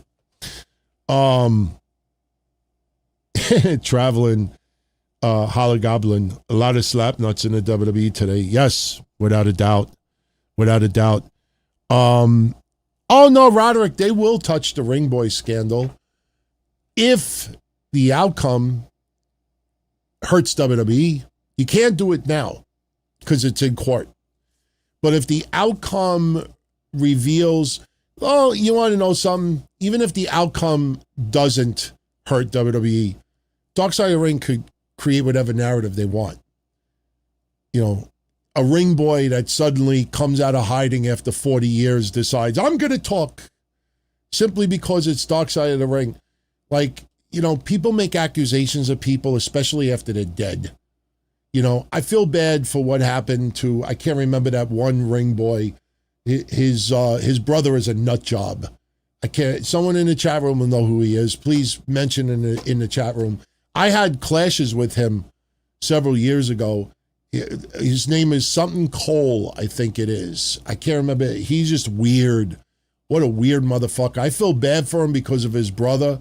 You know, we heard things, alleged about what happened to his brother, and it's fucked up. But this guy is just a whack job. I don't blame him for having an anger and maybe a somewhat obsession with Vince and Linda, but it almost feels like he's convinced himself that he has to put the blame on someone who's still alive, and he puts it on them. Tom Cole, I think but isn't Tom the one that passed away? The brother. I want the brother's name. He's a wild man. Like that guy would go on Dark Side of the Ring. Forget it. He's convinced himself so much that he'll probably say things that, it's probably better for him to wait until Vince is dead. And I mean that seriously, because once Vince is dead, he doesn't have to worry about Vince being a billionaire saying, you know what, to call his attorney, sue him for slander. Because Lee Cole, yes. Oh yeah, we forgot. Lee Cole the second or the third. My God, there's more than one of them out there. There's more than one. I feel bad for him for his brother, but he's a nut job, man. That's someone you do not want to fuck with. When I crossed paths with him like 4 years ago, I was like, ooh, that's someone you just want to drift away from. No. There's no saving that. He's just look at his channel. Look at his channel. It's out there. It's out there. In fact, if you smoke, and I don't mean regular cigarettes, maybe smoke before you go there. It'll even be wilder. You'll be tripping when you watch it. Lee Cole, that's him. Boris would like to know, Bron Steiner is a TNA kid. Where does his future lie? If he was a TNA kid. That's a good question. I think he would have a little bit of a run. I don't think he would be in line for a world championship. I don't think it would really mean anywhere. It wouldn't matter as much because TNA would not spend 4 or 5 years building him up where he's the cornerstone of that company. TNA, this is why TNA will never be number 2. When I play Bischoff stuff on the history show, you'll laugh at it and everything. But this is, and I say this respectfully, why Eric Bischoff is ridiculous saying that TNA could be a number 2 with a good TV deal. What Eric Bischoff fails to realize is that TNA is a company that is designed to be a 6-month plan. They don't have the reserves. They don't have the resources. They don't have the means to have prospects that they could just milk and just groom them slowly. And 5 years from now, they will be the flagship cornerstone of TNA. Usually they're bringing people that have worked the indies, people have worked for other companies that are still young and maybe a little undiscovered. TNA is not designed to have their NXT. I don't care they're working with OVW. That means nothing. That means nothing. Because you look at OVW, and I have not heard anybody in the wrestling news world say, did you see so-and-so in OVW? I think that's the next Brock Lesnar. I think that's the next Braun Breaker. I think that could be the next Seth Rollins. I think that could be the next future superstar. Nobody says anything. So TNA, he would never have been in that spot because that's not what TNA is designed for. TNA is designed for like a 6-month plan, maybe a 12-month plan at most. So he would get some momentum, and then ultimately would leave. Mark says, in 2002, when WWF changed the name to WWE, did I have a hard time getting used to it? I did. I could never get used to the WWFE. I have podcast episodes. In fact, there's plenty of Don, Tony, and Kevin Castle show episodes from 2003. And I think you will hear us a couple of times say WWF. It's force of habit, obviously, but when a lot of people forget for a little while it was the World Wrestling Federation Entertainment. WWFE. And then what happened was they did the whole campaign, get the F out. You're like almost like get the fuck out. Like get the F out, get the fuck out. So they took the F out of WWFE and it became WWE. A lot of people out there, if you look at some of these What Culture, like docos on YouTube, they go from WWF to WWE. And they bring up the World Wildlife Fund lawsuit. The World Wildlife Fund lawsuit is what led to them turning no, originally it was the WWFE. And the funny thing is, I think I may have one or two hotline reports at that time. When we were talking about it, we were like trying to picture the chant, because this is something you guys probably never thought of before. Wrestling fans have never chanted for WWE. Think about it. People have always said ECW, ECW, AEW, AEW, TNA, TNA. Do you ever remember in the 80s, WWF, No. Do you remember in the 2000s, WWE, No. Never.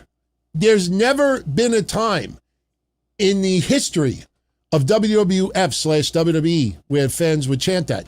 So in 2002, 1-2, around that time frame, we were trying to figure out, would the fans get behind the chant? And the only thing that we could come up with is the fans may go WWFE, WWFE, WWFE. Like you would have, like I could picture The Rock. This side of the building, you go WWF. And this side of the building, you go E.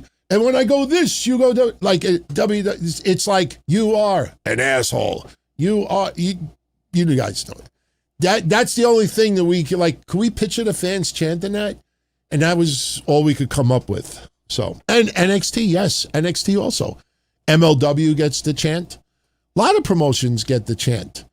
But just think about that. Did you ever think about that? That WWE never had a time where fans chanted the promotion's name? Never.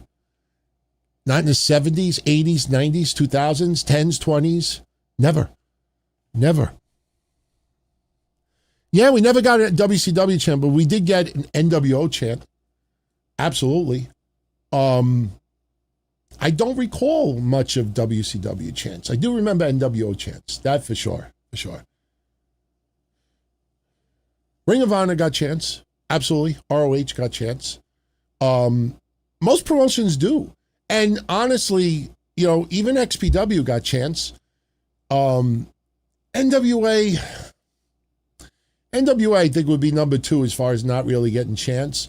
But I do know this. A lot of wrestling companies, when they come up with the name of their promotion, they think about the letters and see if it sounds catchy as a promotion. GCW is a perfect example of that. That was strategic because it sounded very, very close to ECW. So the fans go, GCW, GCW. It sounds almost identical. So, when you come up with a name of a promotion, you also want to think about the letters and see if it sounds good in a chant. Even my friend who had ABC Wrestling, this guy Jimmy Hustler that died many years ago, when he was forming the company, he asked me if I wanted to get financially involved, and I was like, no. But he was thinking of names, and he says, what do you think about the, ABC Pro Wrestling? I said, well, I could see the fans going ABC, ABC. But then I said, you might get trolls, and when they go ABC, someone might say DEF, like ABC, 1, 2, 3.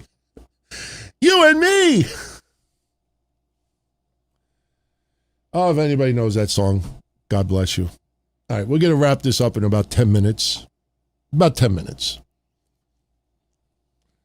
Let's see. Time traveling hobgoblin. TKO is just riding on whatever's left of what Vince built. Well, they have doubled the worth. They have taken WWE to a whole new level. Problem is, the shelf life, I think, is short. Because I just say this now. I don't ever envision myself paying $1,000 to watch Bron Breakker main event at WrestleMania. As much as I like Bron Breakker. You don't have the perception of larger-than-life wrestlers on the horizon. Obafemi definitely has a future. And, they definitely have some bright stars of tomorrow. There's no question. But I also feel that, like Roman Reigns over the weekend, he said a comment, we'll talk about tomorrow a little bit more, but he said a comment kind of alluding like when the bloodline is done, then he's done. And that's more on point than I think people realize, because it feels like with TKO, it's like you got the usual suspects. You watch since TKO's taken over, they have pushed the same people. You do get some breakouts. There's no question about it. I mean, people evolve. You have to. If they don't evolve, you let them go. Like Io Sky was able to break through, and but a lot of the names that we expected to get pushed are pushed.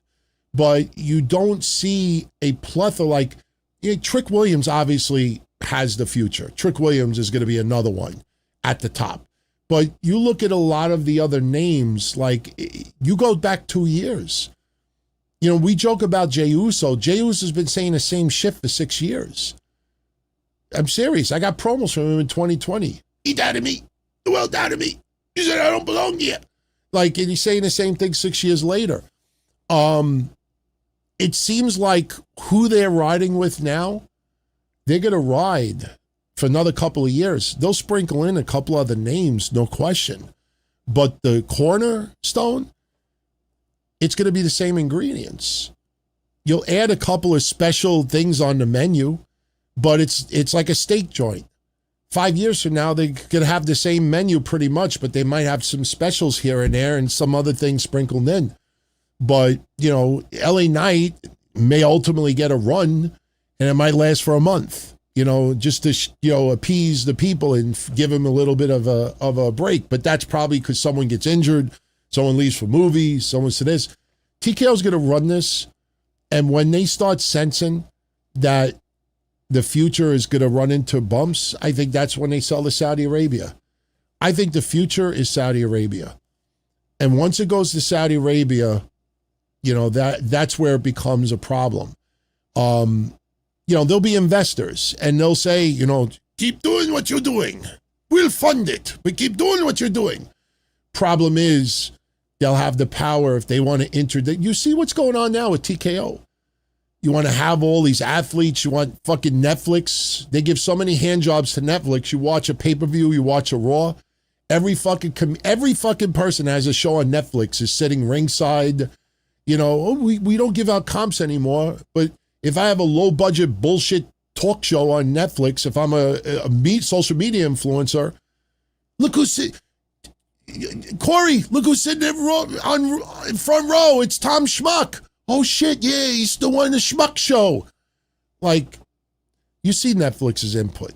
I watched the opening season for the fucking Major League Baseball, that fucking first day with Netflix, with the Yankees and the Giants.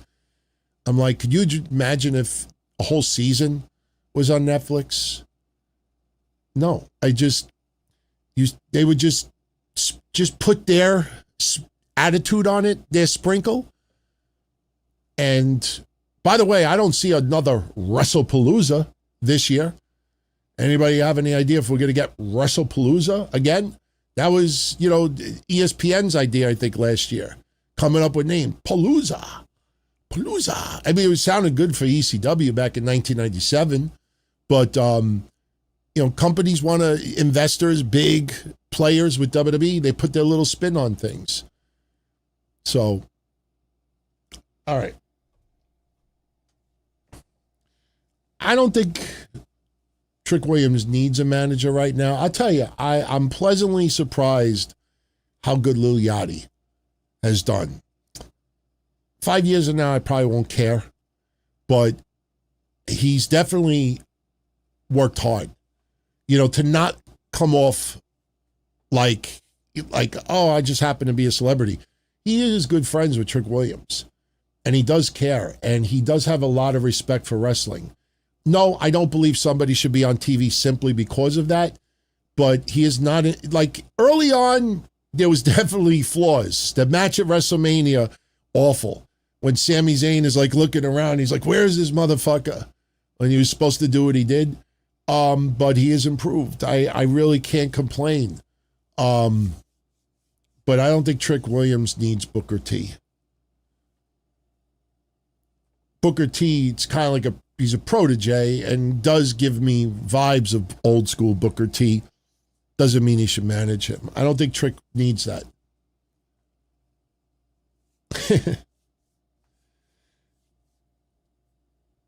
Let's see. Yeah, Roderick says Yachty's grown on him also. I mean, look, I'll crap on things when deserving, but I also praise things too. And honestly, I can't really say much bad about Lil Yachty. I really can't. He's done a decent job. I mean, and you know what? If that's what Trick wants also, they go up and down the road together too. And, you know, if that, you know, works for them, why not? Especially when you're having fun, the person you're working with, if you're having fun, you know, it makes it so much more enjoyable. So I can't criticize it. I don't know if Booker T will have a retirement match. I mean, he's got the school, and as long as he has the school, he may do the occasional tease of a match here and there. Personally, you know what I would love to see? Trick Williams show up at Booker's school, and maybe Booker teams up with him. Booker said, you know, like somebody in the school challenges Booker, a tag team. Find yourself a partner. Everybody would think it'd be Stevie Ray, but Booker brings out Trick Williams. I think that would be pretty cool. I think people would pop for that. So I'm telling you, it's a great idea. Just send it Booker's way. You could take credit for it. Mid-range says, what if ladies wrestle in full bodysuits all the time once they sell it to Saudis? First of all, I think just temperature-wise, like, you know, especially the material. I mean, it's kind of hot. You know, like, I don't mean hot like, wow, that's hot. I mean, temperature-wise, it's not hot. I don't think, especially in summer months, even inside buildings, you know, you wrestle and that makes you more dehydrated faster. And it's, no, I don't think wearing bodysuits all the time. You know, plus, you know, some women work hard on their bodies and they do want to show it off. You know, yes, sometimes things are sexual. Sometimes things are eye candy. That's not morally wrong.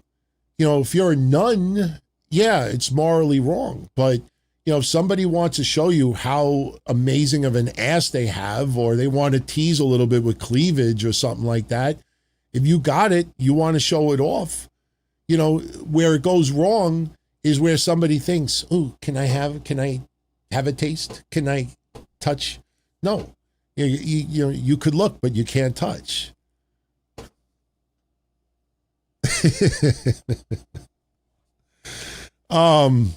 Bellas, by the way. All right, 3 more. Rocky Red says he laughs and shakes his head at the people saying Bayley and AEW bound after Saturday night's main event. I know why people say that, and Bayley still has a lot to do. I personally, listen, I absolutely can see Bayley going to AEW, reuniting with Mercedes, teaming up, having a feud, fine. But where does that go 6 months from now, a year from now? When you look at that women's roster right now, you know, Thekla's doing a great job. You have women there doing a great job, but you also have a lot of women there that are just stuck in the goddamn mud. And adding Bayley to it makes it one step harder for others to be the focal point of the company. It alleviates pressure for some. I wouldn't be against her in AEW, but I don't blame people for saying that. I'm just, again, I'm concerned because of TKO. Because at the end of the day, you have people who are untouchable, no question about it. But then you have some people out there where TKO, listen, what I'm about to say is going to upset some people, but deep down inside, you're going to say I'm 100% right. TKO knows they will not lose one wrestling fan if they cut Bailey. You'll have people on social media who say, I will never watch WWE ever again. And then 3 weeks later, they'll be commenting about Raw or SmackDown. TKO knows they're not going to lose one revenue dollar or one viewer because they cut Bailey. You'll have a lot of upset people, but at the end of the day, there's, nobody watches wrestling just for one person. You might have your favorites, no question, but, they know that WWE will continue. No problem if they cut one person. R-Truth is one of the extremely unbelievably rare examples where WWE changed their mind. But even that, R-Truth will, listen, I have a feeling R-Truth will be gone in the next year or two. I think so. I think, they've kind of like reinvented him, but they haven't. And they quietly go back where they were before. And, it's just, sooner or later, they're going to cut ties again. It's coming. It's coming. I don't wish it. I don't want it to happen, but it's coming. It's business. It's business. And remember this, as I say this in closing, remember this. Every person that signs a contract with WWE knows exactly who they're doing business with, especially now, since TKO has been in that company now for over 2 years. They know who they're doing business with. And anyone out there that is employed there that doesn't like it, that doesn't want to be there, doesn't want to do business with them, they know where the door is. So when you see someone sign and then later on they're cut, or even if they had 3 years left in their contract, they know that this is the company they signed with, and they know this is the risk that happens with it. They'll turn around and say to themselves, I'm not going to be that person. I know I can do it, and I'm not going to ever give them a reason to want to cut me. Unfortunately, you're at the mercy of creative. And you could see things clear as crystal, and creative sees something totally different, and there's nothing you could do about it. Look at Ilya Dragunov. Just one example, look at Ilya Dragunov. There's so many names that we could throw out there. And you realize, my God, that was so easy, to put together. And then you realize, then there's some names that you scratch your head. Matt Cardona. Anybody see Matt Cardona lasting there another year or two? Nothing against him. But let's be honest. If I'm Matt Cardona, I look in the mirror and I say to myself, why should TKO not release me? What have I done, or what can I do to TKO, I convince TKO not to let me go in the next year or two? What are you going to do? Tell me one reason. And there is none. There is none. You're at the mercy of creative. So when these wrestlers get hired, get paid well, get used, and then ultimately get misused or get cut, we're disappointed. We're mad. Wyatt Six is an amazing example of that. You realize it was just let's capitalize on Bray a little bit. We got the Halloween thing in fucking Orlando, and then TKO is why are we paying 5 people, excuse me. Why are we paying 5 people? For what? And then you realize we could sell Bray merchandise without them. Right? So, they know what they're getting into. So that's why I don't have much sympathy. I get mad at creative more than I get mad at TKO. So, all right, let me go jet because my work is not done. I am literally not leaving my ass where I'm sitting. I'm going to go record my episode of the History Show. I do have some of it done already. That's a little sneak peek. That's one of the thumbnails for this week. That really did happen. And there's an awesome promo that will be shared of John Cena. And he was feuding with The Undertaker at the time, I believe. And he legitimately took a piss on a grave in a cemetery. So that is a legitimate picture. But I'm going to record that. Very rare that I put 2 episodes up at the same time, but I will definitely get both up tonight.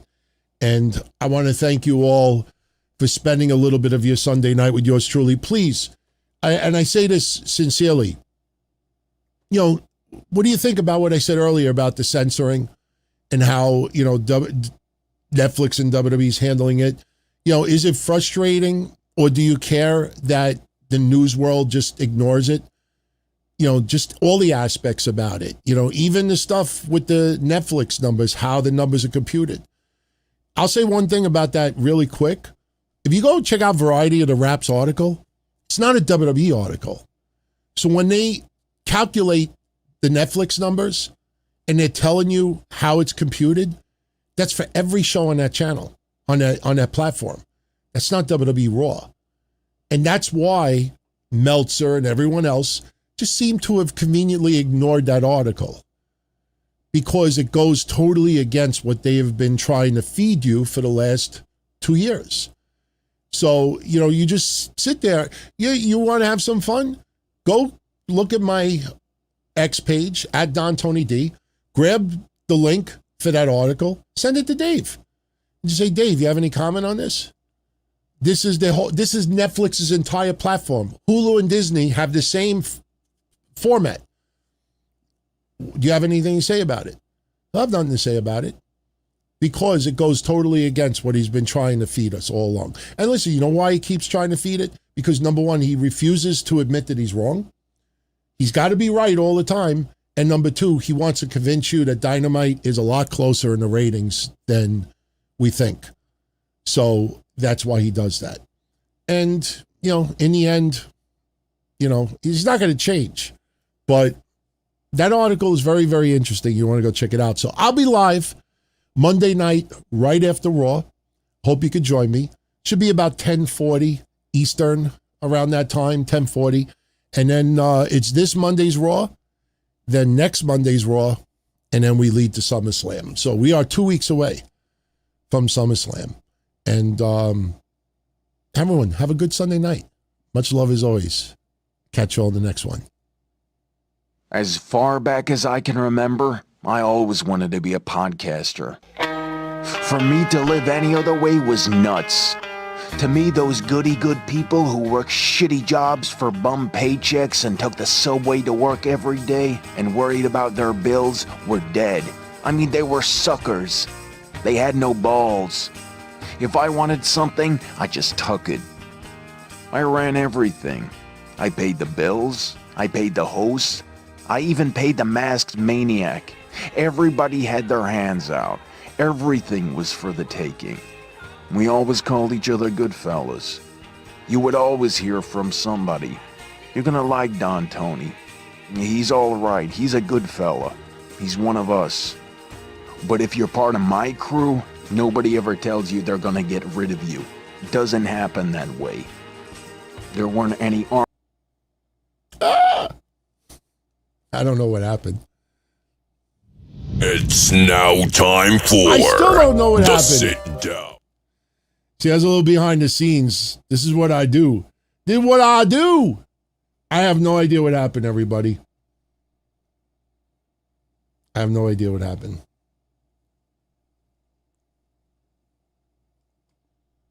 I guess we'll try it again. Technical issues. Damn you. As far back as I can remember, I always wanted to be a podcaster. For me to live any other way was nuts. To me, those goody-good people who worked shitty jobs for bum paychecks and took the subway to work every day and worried about their bills were dead. I mean, they were suckers. They had no balls. If I wanted something, I just took it. I ran everything. I paid the bills. I paid the hosts. I even paid the masked maniac. Everybody had their hands out. Everything was for the taking. We always called each other good fellas. You would always hear from somebody. You're gonna like Don Tony. He's all right. He's a good fella. He's one of us. But if you're part of my crew, nobody ever tells you they're gonna get rid of you. It doesn't happen that way. There weren't any arguments or curses like in the movies. See, your haters come with smiles. They come as your friends, the people who've claimed they care the most for your life. And now that's all over. And that's the best part. Today everything is different. There's lots of action. I don't have to wait around for everything like everyone else. Oh, I didn't get the vaccine? Fuck you, vaccine me. Oh, your delivery guy has COVID? Fuck you, feed me. Right after I moved here, I ordered egg noodles and ketchup, and I got spaghetti with meat sauce. I'm no longer an average nobody, while they get to live the rest of their lives like a bunch of schnooks.